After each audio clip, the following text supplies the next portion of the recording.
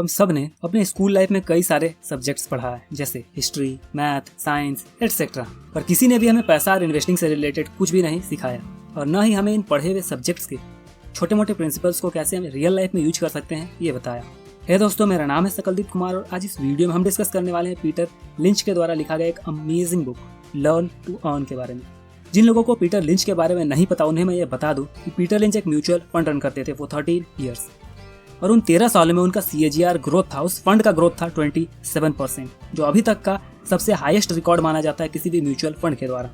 मुझे नहीं पता कि ये वीडियो आपके सारे फाइनेंशियल प्रॉब्लम को सॉल्व करेगा या नहीं, लेकिन अगर आप इस बुक को खरीद कर पढ़ते हैं और एक ओपन माइंडेड पर्सन की तरह सोचते हैं तो ये बुक आपको जरूर करोड़पति बनने में हेल्प कर सकता है। आज मैं इसी बुक के कुछ 5 की प्रिंसिपल्स को यहाँ डिस्कस करने वाला हूँ जो लगभग हर इंसान को जानना चाहिए। Principle number 1, knowledge is must. हम सब अक्सर 15-16 साल की पढ़ाई करते हैं ताकि हम इस काबिल हो जाएं कि या तो हम कुछ जॉब कर सके या फिर खुद का अपना बिजनेस स्टार्ट कर सके, जिससे कि कम से कम हमारे घर का खर्च चल सके। मतलब फाइनली जाके हमें पैसा ही कमाना है। पर अगर हमें कोई ये बोल देता है कि तुम पैसा कमाने के लिए जॉब या बिजनेस कर रहे हो तो हमें बुरा लग जाता है, जिसके कारण न तो हम पैसे को समझने की कोशिश करते हैं और न ही उसे अच्छे तरीके से यूज करने की, जिसका कारण ये होता है कि हम जैसा चल रहा होता है वैसे चलने देते हैं। इसीलिए जब भी पैसा कमाने के बाद इन्वेस्टिंग के बारे में हम सोचते हैं तो हमारा दिमाग केवल फोकस अपने पैसे को बढ़ाने में होता है, जिसका दूसरा साइड को हम देखना भूल जाते हैं, और इसी का कारण होता है स्कैम और फ्रॉड। तो चलिए इसके दूसरे साइड को एक मस्त एग्जाम्पल से समझते हैं। सोनू और उसके कुछ दोस्तों ने मिलकर कंपनी ए में डायरेक्टली या इनडायरेक्टली 100 रुपये इन्वेस्टमेंट किया। मान लिया कि उन्होंने बैंक को पैसा दिया और बैंक ने उस कंपनी में इन्वेस्टमेंट किया। जैसे ही कंपनी को पैसा मिला, कंपनी ने ऑपरेट करना शुरू किया और कुछ जॉब क्रिएट किया। कंपनी साल दर साल ग्रो कर रहा था, जिसकी वजह से कंपनी को लगभग हर साल 20 से 25% का प्रॉफिट हो रहा था। और जैसे कंपनी साल दर साल ग्रो कर रहा था तो उसने अपने सारे प्रॉफिट को खुद में री इन्वेस्ट किया, जिसका नतीजा ये हुआ कि नंबर ऑफ एम्प्लॉइज कंपनी में बढ़ने लगे, जो एडिशनल जॉब क्रिएट करने लगा। और इस जॉब क्रिएशन की वजह से लोगों के हाथों में पैसा गया और उन्होंने अपने लाइफस्टाइल के अनुसार सामान खरीदा, जो अगेन एक नेक्स्ट लेवल पे कुछ जॉब क्रिएट करता है। और वो लोग फिर अगेन कुछ अदर लोगों से कुछ सामान खरीदते हैं, जो अगेन थर्ड लेवल पे कुछ जॉब क्रिएट करता है, जो आगे बढ़ता जाता है। और इस पूरे प्रोसेस में गवर्नमेंट को मिलता है टैक्स, चाहे उसमें कंपनी का प्रॉफिट हो, एम्प्लॉय का सैलरी हो या ज़रूरत के सामान को खरीदना हो। और जब सरकार को पैसा जाता है तो गवर्नमेंट उस पैसे से rail, road, hospital, school etcetera बनाती है, जो अगेन बिजनेसेस को प्रमोट करती है और सोसाइटी को भी। और यह साइकिल इसी तरीके से आगे बढ़ता जाता है। हम इंडियंस अक्सर US की तरफ देखकर बोलते हैं कि उनके पास हम सबसे बेहतर बहुत कुछ है, पर सही मायने में अगर देखा जाए तो US हम इंडियन से केवल एक ही चीज़ में बेहतर है, वो है इन्वेस्टिंग।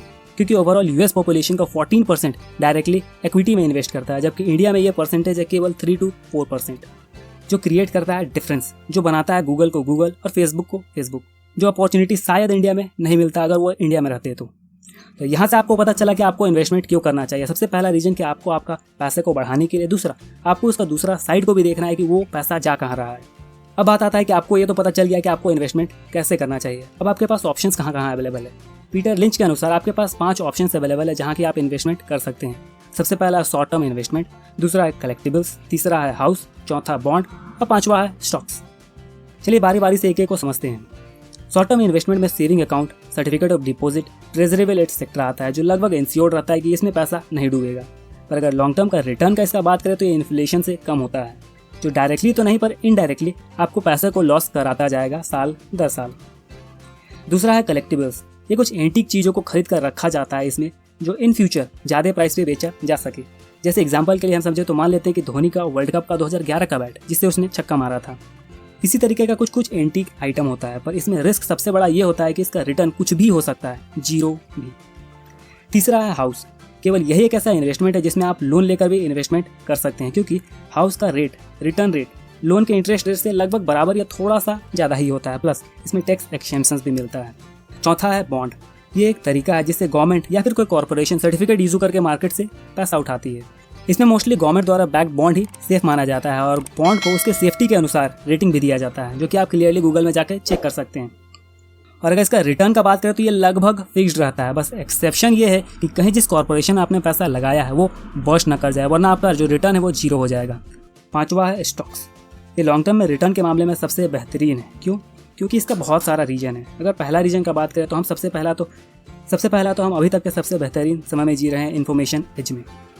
दूसरा है स्टॉक्स खरीदना एकदम ट्रांसपेरेंट हो गया, आपका ब्रोकर आपका पैसा खा नहीं सकता जैसा पहले होता था। तीसरा है, अब हम मॉडर्न टेक्नोलॉजी के डिस्काउंट ब्रोकर के साथ जुड़े हुए हैं, जिसका कमीशन पर ट्रांजेक्शन 20 रुपये के आसपास है, मतलब कोई भी अफोर्ड कर सकता है। चौथा है, हम स्टॉक्स को मिनिमम 1 रुपये से लेके 1 लाख रुपए या करोड़ों रुपए तक का खरीद सकते हैं, मतलब ये काफ़ी अफोर्डेबल है, कोई भी आदमी खरीदारी कर सकता है।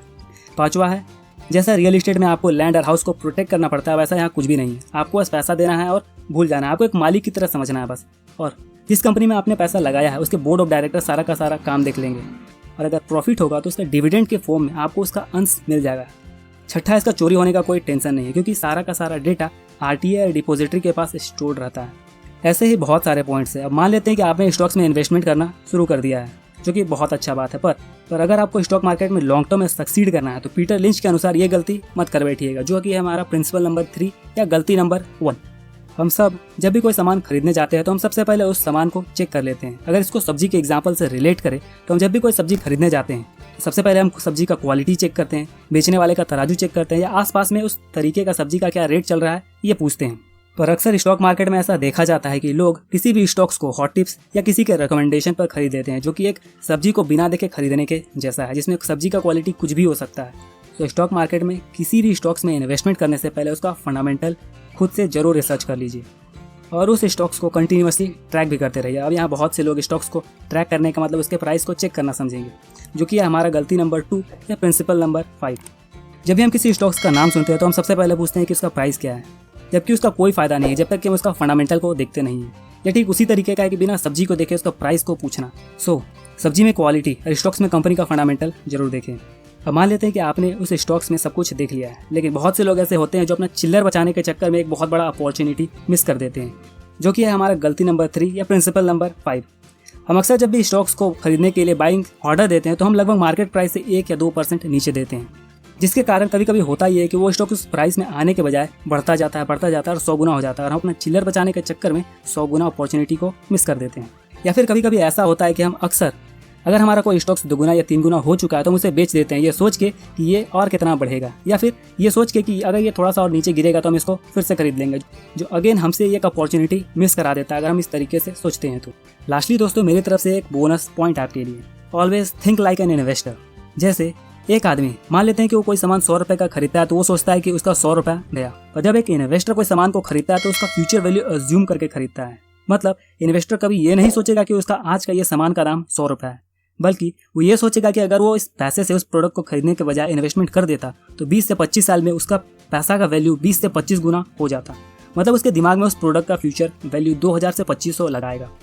पर अब आप में से बहुत से लोग बोल सकते हैं कि इन्फ्लेशन की वजह से इसका दाम बढ़ सकता है, लेकिन इन्फ्लेशन की वजह से 20 से 25 साल में कोई भी सामान का दाम 6 से 7 गुना आएगा। तो आप क्लियरली देख सकते हैं कि इसमें 6 से 7 गुना कहाँ है और 20 से 25 गुना कहाँ है। तो हमेशा किसी भी प्रोडक्ट को खरीदने से पहले एक इन्वेस्टर की तरह जरूर सोचिए। मैं आशा करता हूं कि आपको इस शॉर्ट वीडियो में कुछ सीखने को जरूर मिला होगा, और अगर आप इस बुक को खरीद कर पढ़ना चाहते हैं तो डिस्क्रिप्शन में मैंने आपकी सहूलियत के लिए लिंक दिया है, वहां से आप उठा लीजिए। और अगर आपको वीडियो पसंद आता है तो मैं चाहूँगा कि आप इस वीडियो को लाइक और चैनल को सब्सक्राइब जरूर करें। धन्यवाद।